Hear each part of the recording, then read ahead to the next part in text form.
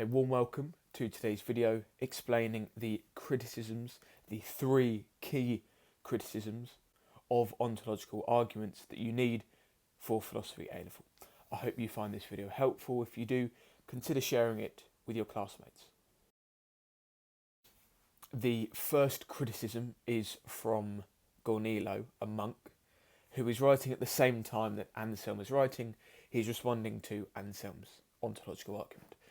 Now, Goro's argument is very simple. It is a parody to show the absurdity of the reasoning in Anselm's argument.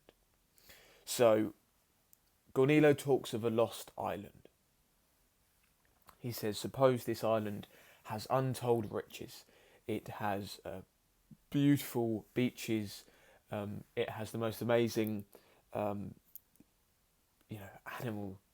animals and fish that makes it perfect. It has really fertile soil. It's a perfect island, but it's lost. It's the island of which no other island, can be conceived of. It follows then that this island exists in the world somewhere. It's lost, but somewhere it does actually exist. But this seems absurd. Yes, I agree that there could be this island that's perfect, but that doesn't mean just because it's really good that it also exists in the world, in reality. And so you see that Anselm's reasoning here doesn't seem to be coherent. And it doesn't have to be the perfect island. It could be the perfect guitar. It could be the perfect running trainer. You can suggest that it has it's a running shoe of which no running shoe greater can be conceived of, and so it follows that it exists in the world. But that clearly doesn't work. There's clearly something wrong with that reasoning, and what that means is there's something wrong with Anselm proving the existence of God using this reasoning. It's almost too powerful for its own good. It leads us to an absurd conclusion, and so Anselm must respond. Anselm does respond, luckily, and he responds and he doesn't agree with Goro. He doesn't think Goro's objection works. Now, the reason why is very simple. So, God, by definition, is a maximally great being. And so God, by definition, has the property of existence. Okay? So, if we were to talk about God, and we were also to say that God doesn't exist in the world, then we're not talking about God anymore. We're not talking about a maximally great being. We're mistaken and we're talking about something else. And so, if we are to talk about God, we have to talk about a maximally great being, and a maximally great being has to exist in reality. Because if God doesn't, then God isn't maximally great.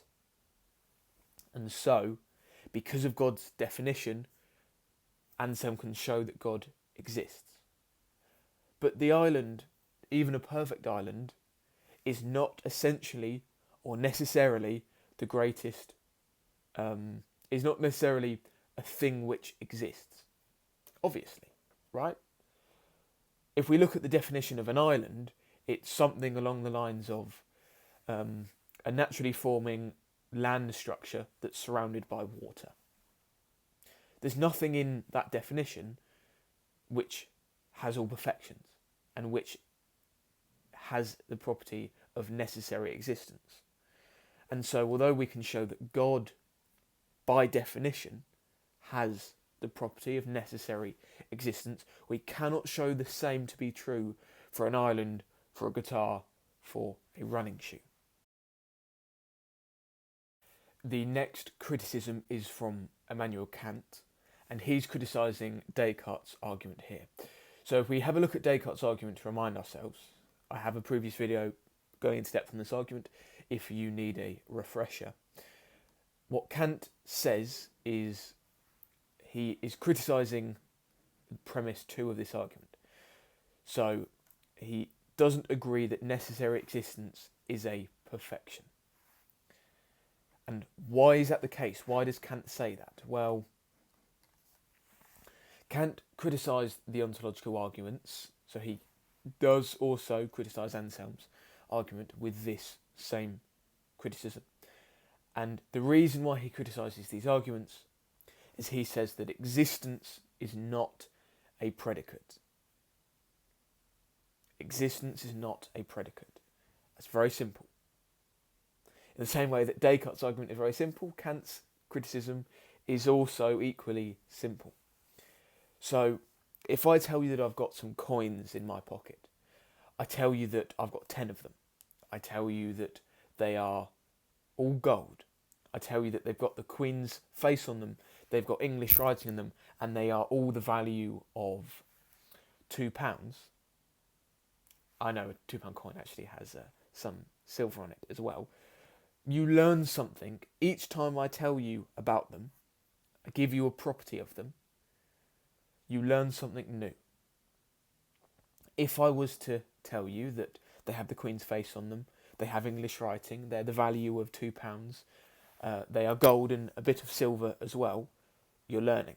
If I also say they have existence, you don't learn anything about the coins themselves.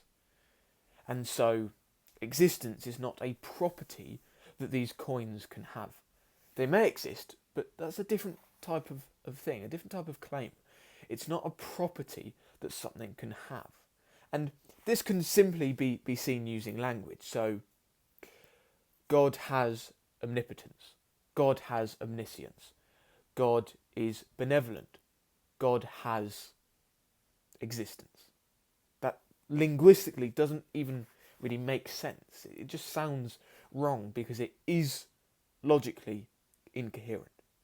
Existence is not a predicate. And what this means is it can't be part of God's definition. It can't be a property that God has. And so if we go back to Descartes, I have an idea of a supremely perfect being. And this being is one that has omnipotence, omniscience, and is benevolent. Necessary existence is a perfection. That premise does not work. Because existence is not the type of thing which is perfect or not. It's not something that God can have or not. And so, what Kant is saying is Descartes' argument fails because existence is not a property of God. It's not one of God's many perfections. It's a different type of thing which needs to be proved a posteriori. The next set of criticisms are from the empiricist, and not just one empiricist. In fact, we're talking about criticisms from Kant and Hume here. So, Kant's existence is not a predicate criticism leads to a secondary problem, which is that the claim God does not exist is not a contradiction. If I was to claim that a triangle does not have three sides, that's a contradiction. It's clearly false. But that isn't the same when I say God does not exist, because it's conceivable that God does not exist. But the claim a triangle does not have three sides, that's just not even conceivable. That's just an illogical claim. And the reason why God does not exist, not being a contradiction, is the reason that's significant is because the claim God exists, then, is not an analytic truth.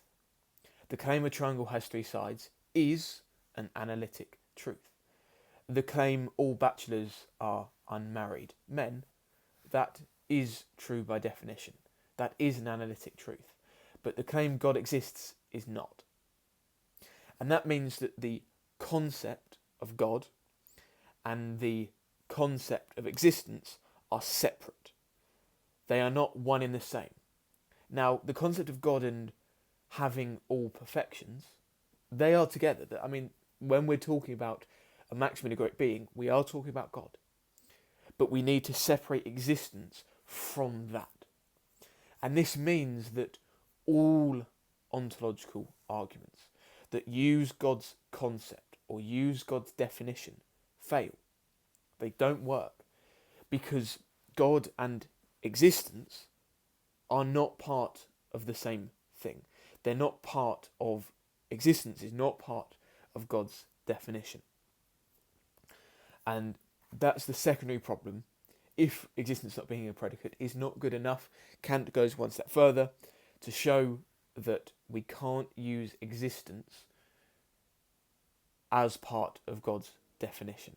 And that means we can't use definitional or conceptual ontological arguments at all. The final criticism is from David Hume. And Hume's problem here is one that you're familiar with, I'm sure. It's Hume's fork.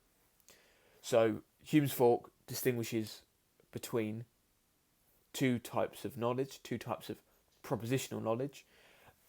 The synthetic claims that are about the world and analytic claims which are relations of ideas.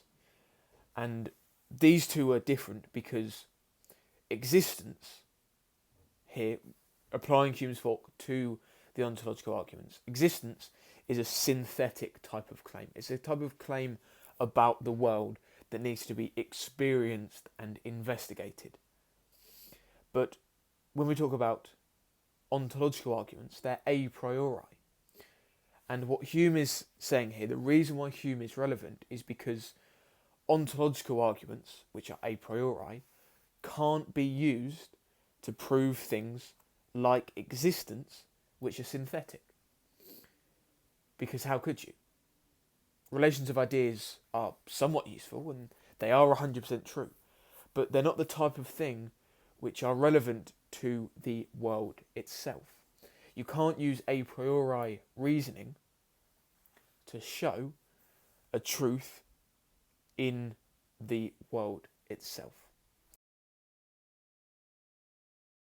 That concludes the investigation into the various criticisms of ontological arguments.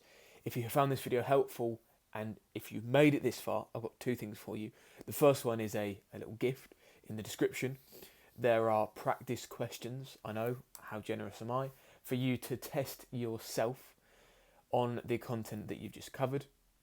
These are completely free and accessed via a Google document. And the second thing I would like is a like on today's video. Thank you for watching.